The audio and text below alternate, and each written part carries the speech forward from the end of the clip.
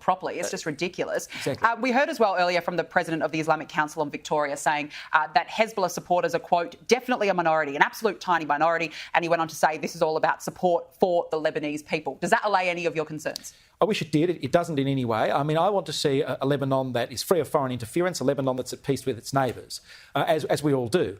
But what we're seeing on the streets are people supporting a terrorist organisation, actively chanting pro-Hezbollah slogans, holding a picture of the leader of Hezbollah, which Australia decided was a terrorist organisation. It's worthwhile revisiting why we decided it was a terrorist organisation, because Hezbollah is a threat to Australian interest and it's a threat to broader Western interests, and it uses political violence as a means for getting change, both in Israel, in Lebanon, and more broadly. And the fact that we've got Australian citizens and others standing and supporting a terrorist organisation on our own streets is a national shame, and it is time that we got tough on people who are doing that.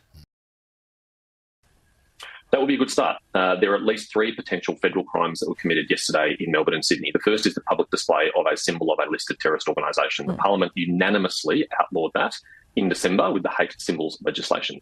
The second is incitement to violence against other groups on the basis of their religion or ethnicity. And the third is engaging in glorification, praising, encouraging of terrorism, which potentially lead to terrorism being fostered in Australia. All 3 of those federal crimes should be investigated, and anyone who has breached those laws should be charged.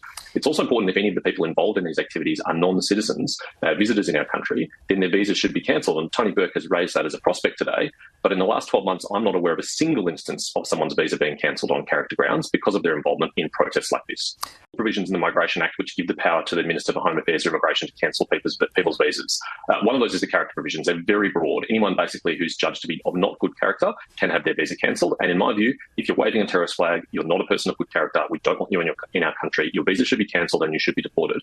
But there are other more specific provisions of the Migration Act that the Home Affairs Minister has alluded to, including fostering of hatred and incitement of contempt of other communities, that allow extremely wide latitude to the Minister to cancel visas. I don't think there should be any hesitation. If any of the people on the weekend can be identified as visa holders, their visas should be immediately cancelled by the Minister and they should be deported. Positive identification can be made, a brief can be provided by the department to the Minister, and the Minister shouldn't take too much time considering it. That should be something that can happen in a matter of days, if not weeks. If it is a more complicated case of identifying someone, that's harder. And the truth is, Laura, there were people, Israelis yesterday, who covered their faces, who deliberately obscured their identity. I think that speaks volume about their motivations, and I think that's exactly why you need police on the ground to be interviewing people, to be positively identifying them, to be collecting evidence so that the law can be enforced. Entitled to protest peacefully in Australia for any cause that they care about, including what's happening in the Middle East. And we should all be distressed by the civilian casualties that have occurred since the 7th of October, whether they're Israeli civilian casualties or Palestinian civilian casualties or Lebanese civilian casualties. And if you want to protest on the weekend about that, and if you want to take a national flag, like the Palestinian flag or the Lebanese flag, you're perfectly entitled to do so. But there appear to be a sizable minority of people who turned up on the weekend with the flags of listed terrorist organisations, with portraits of Hassan Nasrallah, and that is not acceptable. That is against the law, and the police must enforce it. Otherwise, we're going to only see more of it. People are becoming emboldened, and that's a very dangerous thing. James, just before I let you go, I've got to ask you about the misinformation bill. Submissions are closed today. Tony Abbott made a really good point that Labor could be caught up in its own laws here, particularly when it comes to the $275 off your electricity bill, for example, or, you know, some of those COVID-era claims from scientists who then, that science changed. Yet I understand your concerns with the bill, but will you be offering an alternative? We'll be opposing Labor's bill because it's a threat to freedom of speech, and that's a core value of not just the Liberal Party, the National Party, but of all Australians.